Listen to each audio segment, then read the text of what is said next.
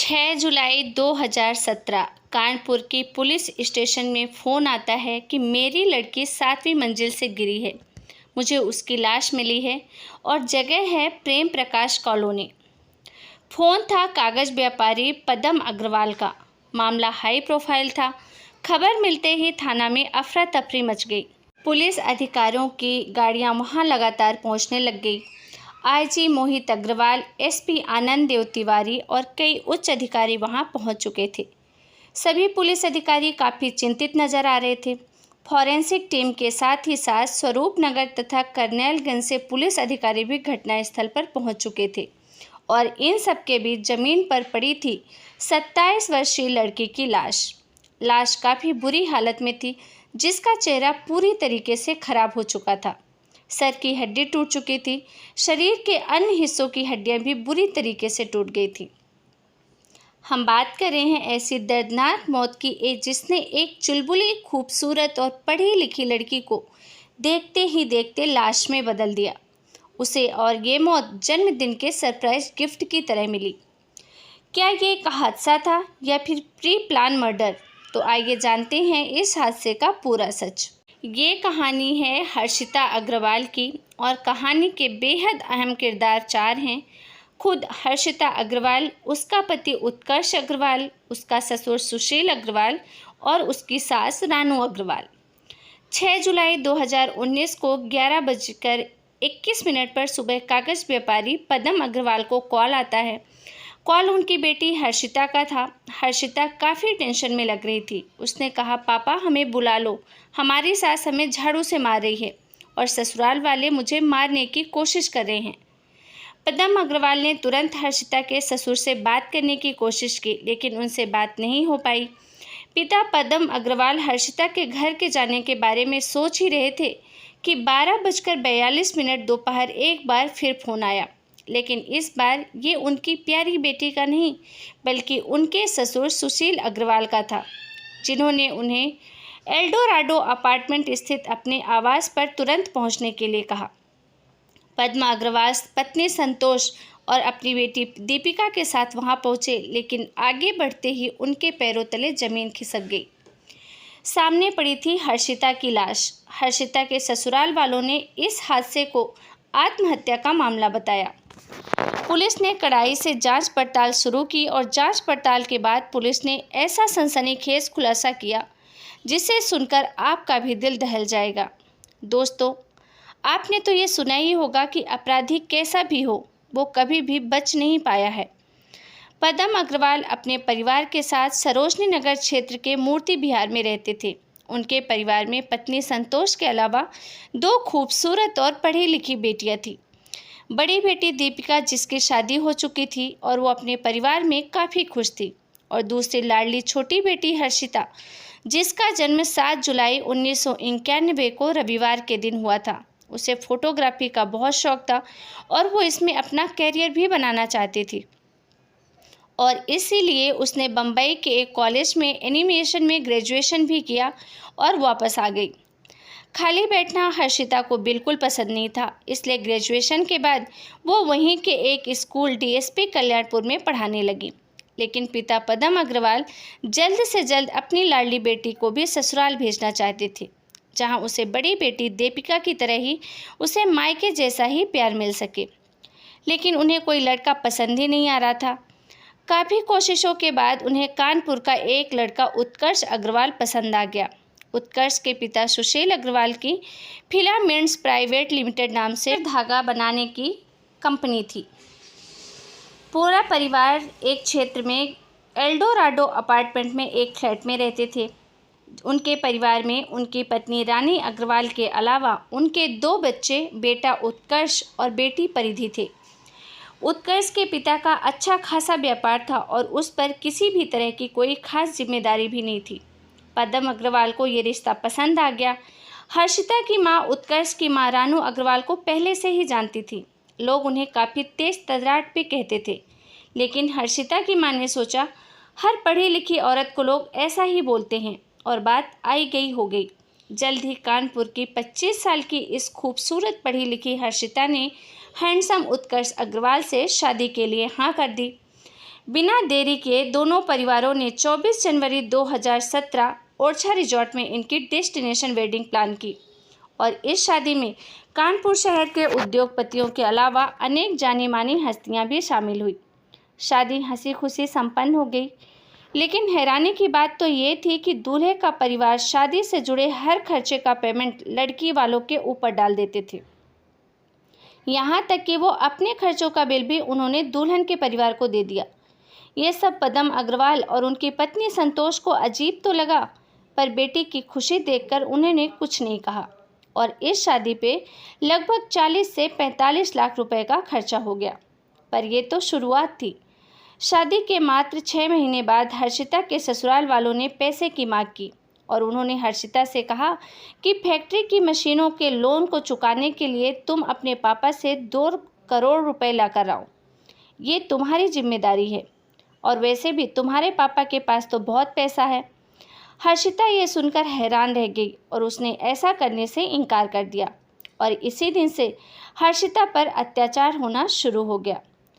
सास रानू अग्रवाल ने हर्षिता का तो जीना मुश्किल कर दिया। घर में नौकरानी होते हुए भी रानू अग्रवाल हर काम हर्षिता से करवाती, मेहमानों के सामने बुरी तरीके से उसकी बेइज्जती करती और कमाल की बात तो ये थी कि हर्षिता का पति उत्कर्ष, जो उसके साथ प्यार के वादे करता था, सब कुछ सुनकर भी खामोश रहता था। यहाँ तक कि खामोश रहने के साथ साथ वो अपनी माँ का साथ भी देता था। हर्षिता के माता पिता काफ़ी हैरान थे क्योंकि शादी के बाद हर्षिता काफ़ी उदास नजर आती थी, लेकिन बहुत पूछने पर भी वो कुछ नहीं बताती। माँ ने कसम देकर पूछा, तब जाकर उसने बताया कि ससुराल में उसे परेशान किया जा रहा है और 2 करोड़ रुपए पिताजी से मांग कर लाने का दबाव भी डाल रहे हैं। ये सुनने के बाद हर्षिता के माता पिता ने हर्षिता से उत्कर्ष को छोड़ने के लिए कहा, पर वो बोली, माँ ये कुछ दिनों की बात है, मैं उत्कर्ष को बहुत प्यार करती हूँ, सब ठीक हो जाएगा। लेकिन समय के साथ हर्षिता की हालत पहले से भी खराब हो गई। अब उत्कर्ष की बहन परिधि भी हर्षिता के खिलाफ रानू अग्रवाल के कान भरने लगी और जिसके बाद उसको पहले से भी ज़्यादा तंग किया जाने लगा। हालात इतने खराब हो गए थे कि रानू अग्रवाल हर्षिता पर हाथ भी उठाने लगी। भोली भाली हर्षिता का खामोशी से सब सहते रहना उनकी हिम्मत बढ़ा रहा था और दूसरी तरफ हर्षिता की गिरती हुई सेहत देखकर जब माता पिता ने इसकी वजह पूछी तो उसने सब कुछ उन्हें बता दिया, जिसके बाद हर्षिता के माता पिता उसे वापस अपने घर ले आए और हर्षिता को उत्कर्ष को छोड़ देने की सलाह भी दी। लेकिन कुछ ही दिनों के बाद उसका पति उत्कर्ष उसे लेने पहुंच गया और उसने हर्षिता और उसके घर वालों से वादा किया कि आगे उसे कभी परेशान नहीं किया जाएगा। पति के प्यार में डूबी भोली भाली हर्षिता भी वापस आने के लिए तैयार हो गई और ससुराल चली गई। हर्षिता के वापस आने के बाद कुछ महीनों तक तो सब कुछ ठीक ठाक था, लेकिन उसके ससुराल वाले जल्द ही फिर से अपने पुराने तरीकों पर आ गए और उसे परेशान करने लगे। उस समय उसकी ननद परिधि की शादी होने वाली थी। हर्षिता के ससुराल वाले उस पर दबाव डालने लगे कि वो अपने माँ बाप से 25 लाख रुपए मांग कर लाए। हर्षिता ने अपने घर वालों को कुछ नहीं बताया, पर वो काफ़ी चुप रहने लगी और ये सब देखकर उसकी माँ संतोष ने उसे फिर अपनी कसम दी, जिस पर हर्षिता ने संतोष को 25 लाख रुपए मांगने की बात बताते हुए कहा कि किसी भी हाल में उन्हें पैसे नहीं देना है। 8 मार्च 2019 को हर्षिता की ननद परिधि की शादी हो गई और क्योंकि उन्हें हर्षिता के परिवार से पैसे नहीं मिले थे, हर्षिता की सास रानू अग्रवाल ने हर्षिता को तंग करना शुरू किया। यहाँ तक कि उन्होंने हर्षिता से कहा कि मैं नौकरानी को 8,000 रुपये देती हूँ और तुम बिस्तर पर लेटी रहती हो, यहाँ रहना है तो काम करो। मुंह में चांदी का चम्मच लेकर पैदा हुई एक लड़की जो अपने घर में एक रानी की तरह रहती थी, उसे अपने ससुराल में एक नौकरानी से भी बुरा जीवन जीने के लिए मजबूर किया गया। उसे घर के ऐसे छोटे मोटे काम जो नौकर चाकर भी नहीं करते, करने के लिए दबाव डाला जाने लगा और इसके साथ ही उसकी सास आए दिन उस पर हाथ भी उठाने लगी। यहाँ तक कि अब हर्षिता को उसके अपने खर्चों के लिए भी पैसा नहीं दिया जाता था। हर्षिता के पिता हर्षिता का हाल देख काफ़ी दुखी थे। उन्होंने उसे डेली के इस टेंशन से दूर करने के लिए और जीवन में कुछ खुशी के पल लाने के लिए यूएस की यात्रा पर ले जाने का प्लान बनाया। उन्होंने अपनी दोनों बेटियों को दामाद के साथ यूएस घूमने भेजा और साथ में खुद भी गए। उन्हें लगा शायद इससे बेटियों के जीवन में कुछ चेंज आ जाएगा। 15 जून को वो लोग वापस भारत लौट कर आए। हर्षिता ने कुछ दिनों तक तो कोई शिकायत नहीं की। वैसे भी हमेशा अपने परिवार को परेशान करने के बजाय अपने मैरिड लाइफ की प्रॉब्लम्स को सहन करने की कोशिश करती थी। 7 जुलाई को हर्षिता का बर्थडे था, इसलिए हर्षिता के घर वालों ने 7 जुलाई को हर्षिता के लिए एक सरप्राइज बर्थडे प्लान किया और लोगों को इनविटेशन भी भेज दिया। लेकिन उसके जन्मदिन के ठीक एक दिन पहले यानी कि 6 जुलाई 2019 को 11:20 पर सुबह हर्षिता ने अपने माता पिता को फ़ोन किया और उनसे उसे घर ले जाने के लिए रिक्वेस्ट करते हुए अपने पापा से कहा, पापा हमें बुला लो, हमारी सास हमें झाड़ू से मार रही है, ससुराल वाले मुझे मारने की कोशिश कर रहे हैं।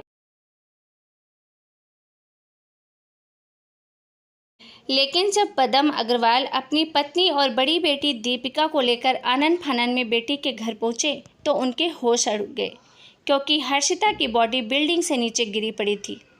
उनकी प्यारी छोटी राजकुमारी अब नहीं रही। उसे 7वीं मंजिल से उनके ही अपार्टमेंट की खिड़की से बाहर फेंक दिया गया था। हर्षिता के साथ ससुर और पति उत्कर्ष शव के पास खड़े थे। उन्होंने पदम अग्रवाल की तरफ बढ़ते हुए कहा कि हर्षिता ने आत्महत्या कर ली है और 7वीं मंजिल से कूद गई है। ये सुनते ही पदम अग्रवाल ने गुस्से से चिल्लाते हुए कहा, मेरी बेटी कूदी नहीं है, बल्कि तुम लोगों ने उसे मार डाला है। मैं तुम लोगों को किसी भी हालत में छोड़ूंगा नहीं। और इसी के साथ इन्होंने घटना की सूचना पुलिस को दी और अपने परिवार तथा सभी संबंधियों को भी घटना के बारे में बताया। अपनी फूल सी बेटी का शव देखकर मां संतोष बेहोश हो गई। दीपिका किसी भी तरह अपने माता पिता को संभालने की कोशिश कर रही थी। आनन फानन में पुलिस अधिकारियों की जीपें वहां पहुंची। आईजी मोहित अग्रवाल, एसपी आनंद तिवारी और कई उच्च अधिकारी भी पहुंच चुके थे।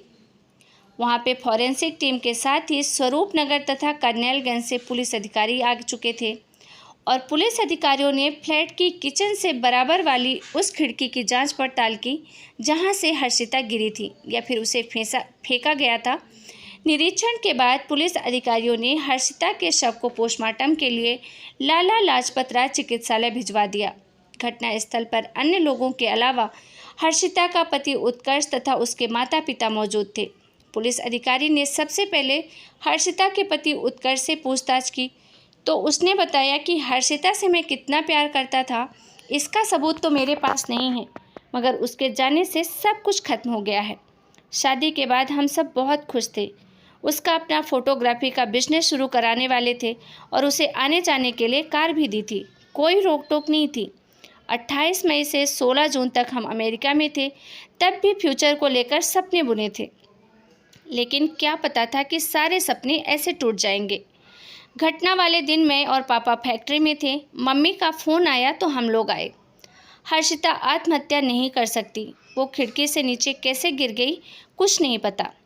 हर्षिता के ससुर सुशील कुमार अग्रवाल ने पुलिस अधिकारियों को बताया कि जिस समय वो घर से निकले उस समय घर में सब कुछ ठीक ठाक था और दोपहर 12:30 बजे के करीब पत्नी रानू ने फ़ोन करके बताया कि बहू हर्षिता अपार्टमेंट की खिड़की से गिर गई है और ये पता चलते ही उन्होंने हर्षिता के पिता को फ़ोन किया और फ़ौरन घर आने को कहा। फिर बेटे उत्कर्ष के साथ लेकर घर चल दिए। घर पहुंचे तो वहां बहू हर्षिता का शव नीचे पड़ा मिला। हर्षिता की सास रानू अग्रवाल ने पुलिस को बताया कि सुबह 9 बजे के लगभग उत्कर्ष अपने पापा के साथ फैक्ट्री चला गया। कुछ देर बाद नौकरानी शकुंतला आ गई। हर्षिता उस समय सफाई कर रही थी, उन्हें कोरियर करना था, तो जैसे ही वो कोरियर का पैकेट लेकर फ्लैट के दरवाजे के पास पहुंची, नौकरानी के चिल्लाने की आवाज़ आई और जिसे सुनकर वो वहां पहुंची तो उन्होंने देखा कि नौकरानी हर्षिता को ऊपर खींचने की कोशिश कर रही थी, लेकिन वो उसे बचा नहीं पाई। जब उन्होंने नीचे जाकर देखा तो बहू की मौत हो चुकी थी। शायद खिड़की के पास गंदगी को साफ करते समय उसका पैर फिसल गया। फिर उन्होंने इस घटना की जानकारी फ़ोन पर पति को दी। परिवार के बयान लेने के बाद पुलिस ने देखा कि अग्रवाल परिवार में काम करने वाली नौकरानी शकुंतला, जो घटना के समय वहीं मौजूद थी, वहीं खड़ी है और इसलिए पुलिस ने उसका भी बयान लिया और उसने चौंका देने वाला खुलासा किया और इससे उसकी सास रानू अग्रवाल का झूठ का भी पर्दाफाश हो गया। शकुंतला ने बताया कि सुबह 9:30 बजे जब शकुंतला फ्लैट पर पहुंची थी, उस समय हर्षिता का पति उत्कर्ष अग्रवाल और ससुर सुशील अग्रवाल फैक्ट्री जा चुके थे। केवल हर्षिता और रानू ही घर में थे। किसी बात को लेकर दोनों में बहस हो रही थी। रानू अग्रवाल ने हर्षिता से गुस्से में चिल्लाते हुए कहा कि नौकरानी को 8,000 देते हैं और तुम कमरे में पड़ी रहती हो, घर का काम क्यों नहीं करती।